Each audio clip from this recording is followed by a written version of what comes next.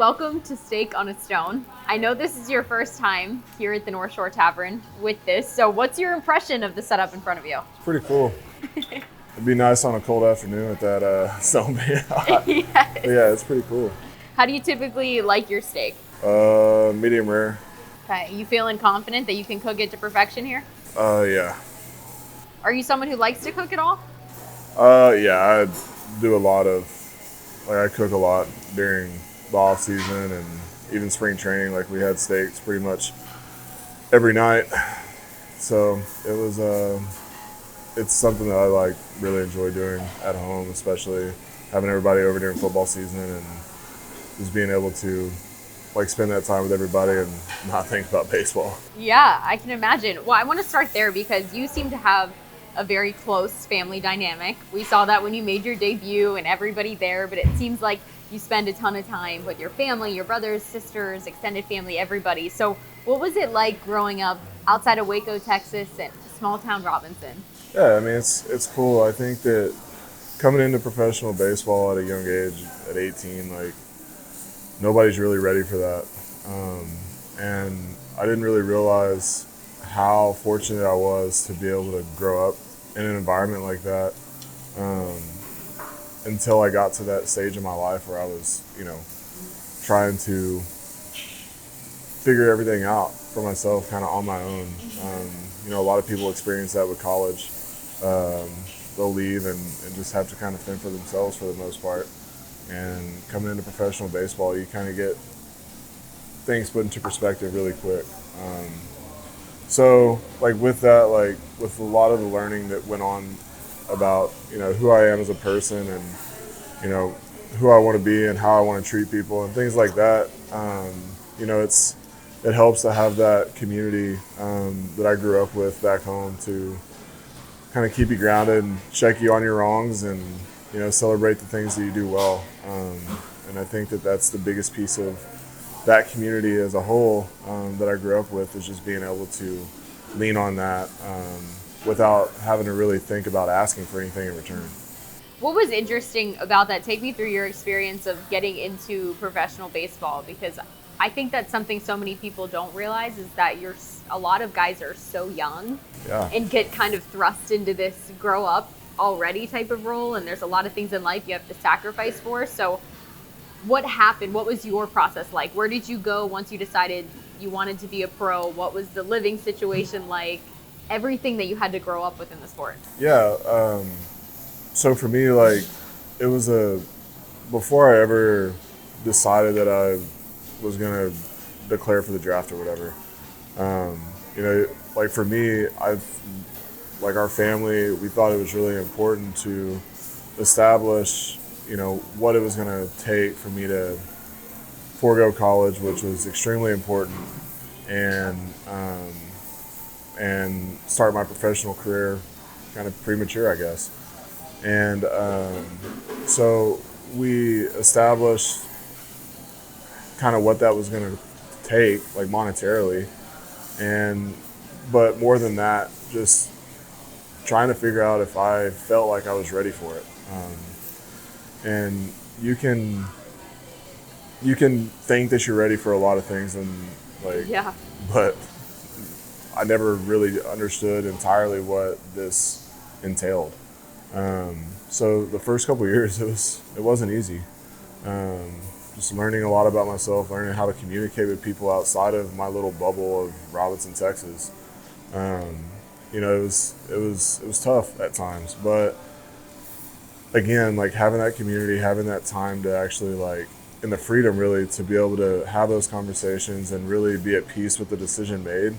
I think that was the biggest thing for me. And then just having the ability to go back home and, I think my first 2 years, I lived at home still in our little mother-in-law suite at my parents' house, and then we built a little barn dominium next door now, and that's where we're living now. But it's just one of those things that makes things it's something that you don't see outside of the game. You see us on the field and you see the performance, good or bad, and it's easy to criticize or celebrate. And I think that you look at what Scotty Scheffler says in the media about, things being fulfilling. Like for me, in the upbringing that I had, the most fulfilling thing is, the time that I get to spend with them. Well, when you think about that upbringing and the dynamic in the Ashcraft households, what was it like? Where were you at in the family order? You have 3 siblings, right? Yeah. So where do you fit into the mix, and what was it like growing up in your house? What would your mom describe that chaos of the kids like? Well, it was competitive.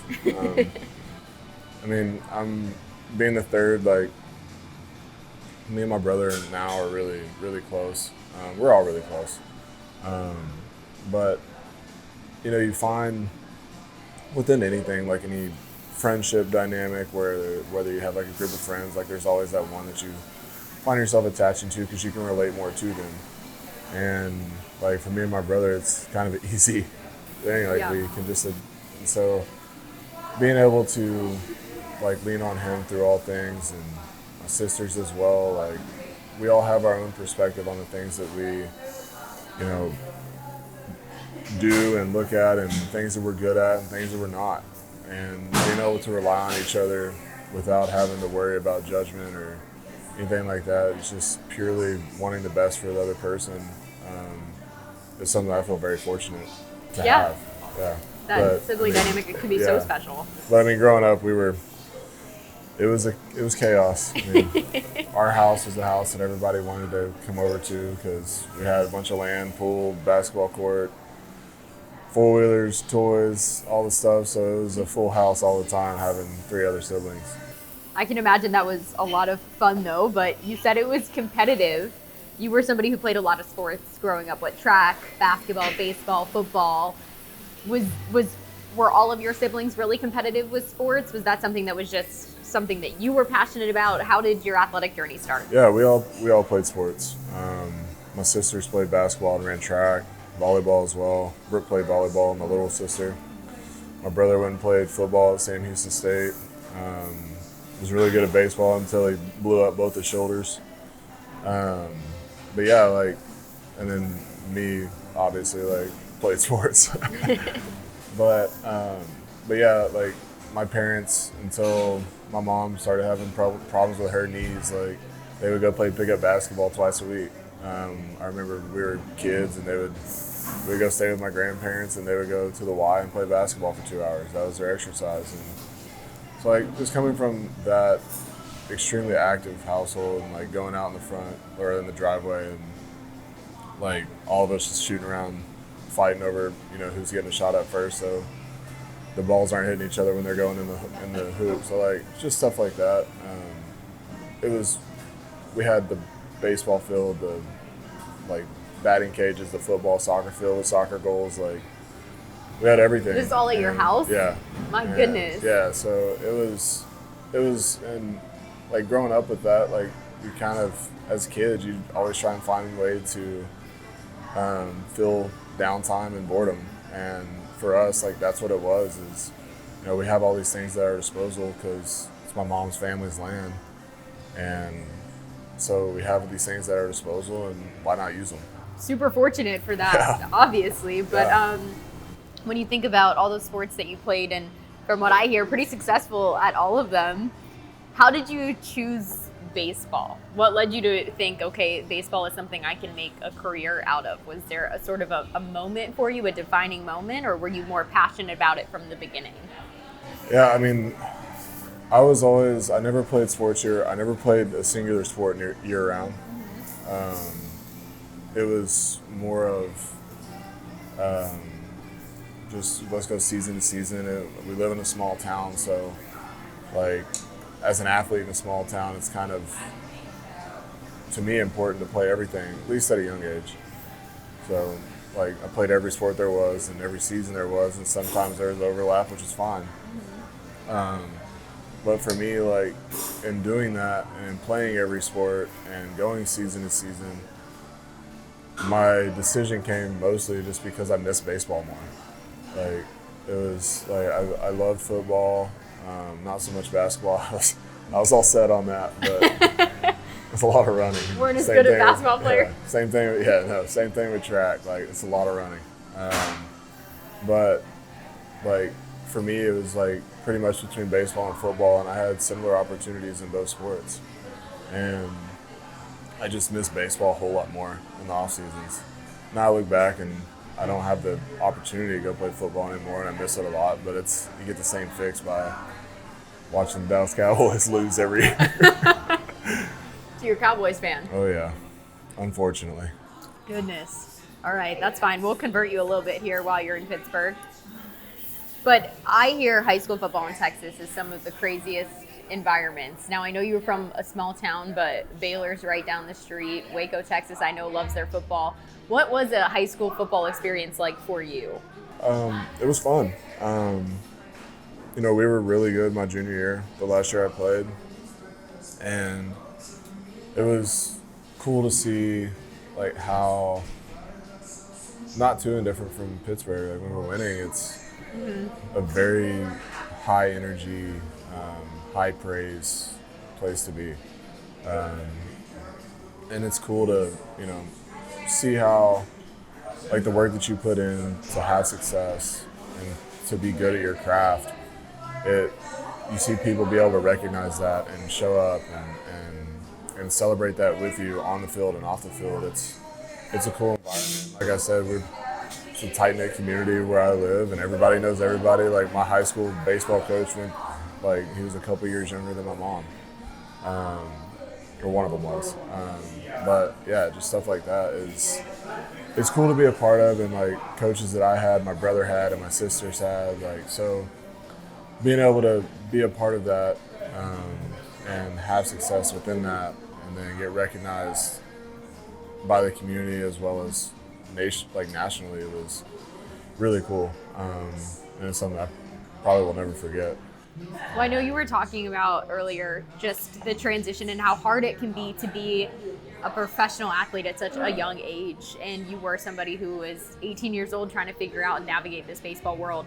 When did it finally click for you that, hey, I'm good enough and I could be a big leaguer, and here's why?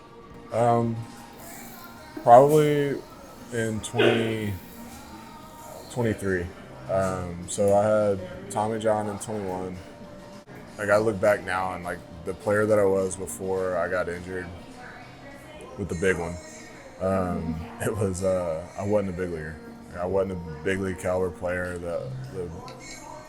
Obviously like the potential was there, but the perspective was not. And I was just like, I thought that the biggest goal was the next level, not the big leagues. Looking back on the perspective I had previously.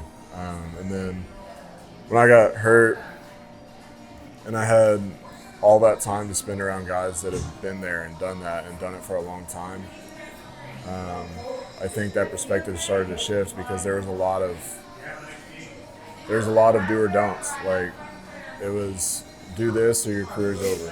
Do this or your career's over. If you do this, your career's certainly over. But if you do all these things right and you do all these things diligently, then you're gonna have a chance to propel your career to a place that it probably wouldn't have gone otherwise. So I think in 23, whenever I came back and realized that I'm throwing harder, I have better stuff. Physically, I felt capable of being a big leaguer for the first time in my career. And mentally, I was ready for that physical adjustment, I think. And granted, there's still growth that has to be done and will continue to be done through all that on both sides of that. But, that was a big moment for me. It was like that first game back in Bradenton, facing other hitters. That was a eye-opening moment for me back in 23. How proud can you be of yourself now when you look at all of that and you've had to go through so much change of perspective and all the hard work that goes in behind the scenes, that this year it finally came to fruition for you? You're a big leaguer on a team that has a really competitive pitching staff, and you're a part of that. Yeah. It's these are all guys that I've played with before for the most part. And it's cool to be able to, one, follow their journey and see what's brought them success, and for me to be able to follow that in my own way and take from the things that they've done good and bad, and likewise for myself, and just mitigate the bad and celebrate the good and try and continue to build on that. And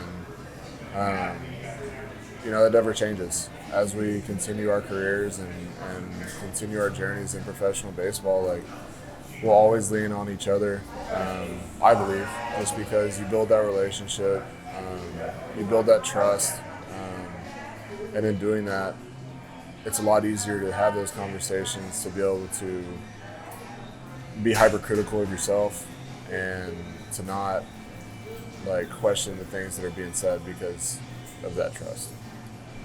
When you are here as a big leaguer, you're playing in these games, you obviously have the stuff. You're someone who's very competitive. You've made an impact. You burst on the scene. You've proved you belong, definitely. But what are some of the things that have surprised you at the big leagues, whether it's stuff behind the scenes, whether it's day-to-day, whether it's what people do? I'm sure there were so many curiosities of a young Braxton being like, oh, I wonder what that's like. So what are some of the things that have kind of surprised you in the big leagues, if anything?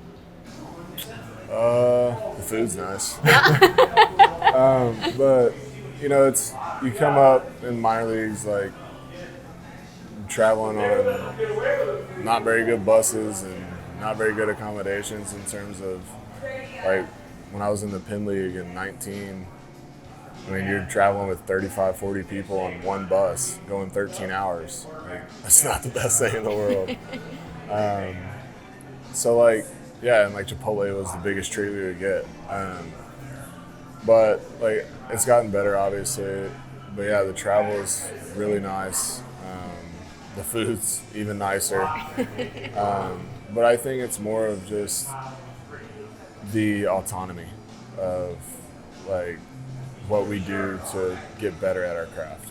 I think that's the biggest thing. You look at it from a young age and you're like, oh, the coaching is so much better in professional baseball, which it is because there's more experience. But in the big leagues, it's more of the reminders.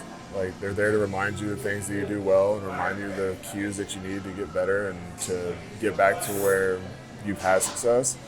And again, it's all built on trust and knowing that they do their due diligence to make sure they know us inside and out as well as we know ourselves. And that's the biggest thing, is just the relationships between coach and player to player. Who's been one of the most influential people on your journey within the Pittsburgh Pirates organization on this staff, on the major league staff right now, when you're talking about that player-coach relationship? Probably DK. He was, whenever I was my first spring training, he spent a lot of time talking to me and investing in me about, how I go about my work, how I go about communication with coaches, communication with players, just how to be a professional. And that started last year, and then those conversations continued through this spring training as well. And now getting to the big leagues and having him as a manager is cool, because that relationship and those conversations never stop. And it's not necessarily oh, DK's the manager. It's DK's the man. And he takes the time to invest in us, not just me, but for me, I think it's him, and he's helped make me into learn what it means to be a better professional.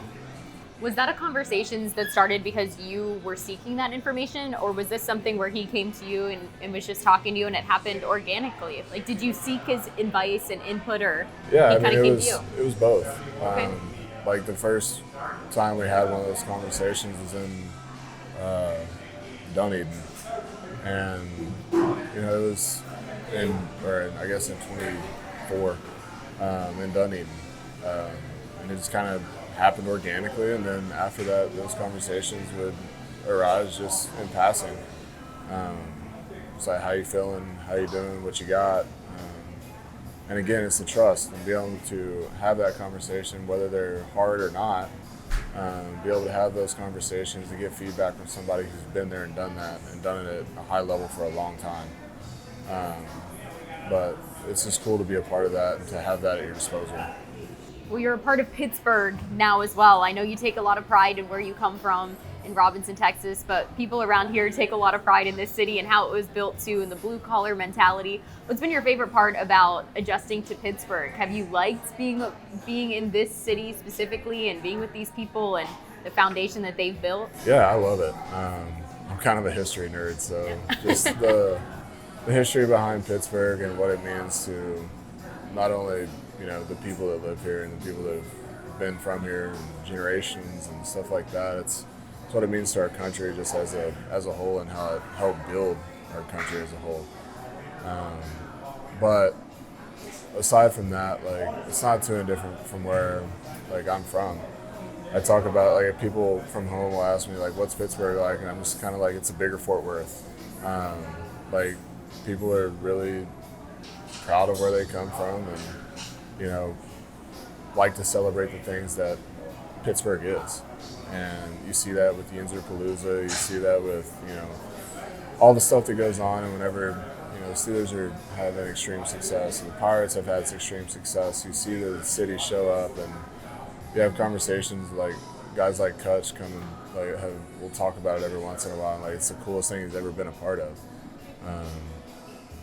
Like, just looking out and seeing the energy and seeing the dedication and devotion to the people that represent Pittsburgh. And it's cool to have the opportunity to be a part of that and play into that. And it's something I'm proud to do, something I'm thankful to be able to do, because, like you said, like, the things that I represent, I want to represent them well, and I'm proud to represent them. And it means a lot to me to just be able to go out and be a good person and a good player, and to help contribute to winning in Pittsburgh.